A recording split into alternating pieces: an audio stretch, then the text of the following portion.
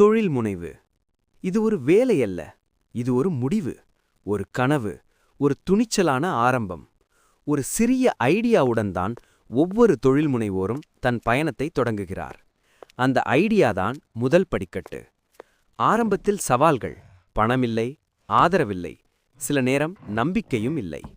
ஆனால் தொழில் முனைவோர் அந்த சுமையையும் தூக்கி மெதுவாக அடுத்த படிக்கட்டுக்கு நகர்கிறார்.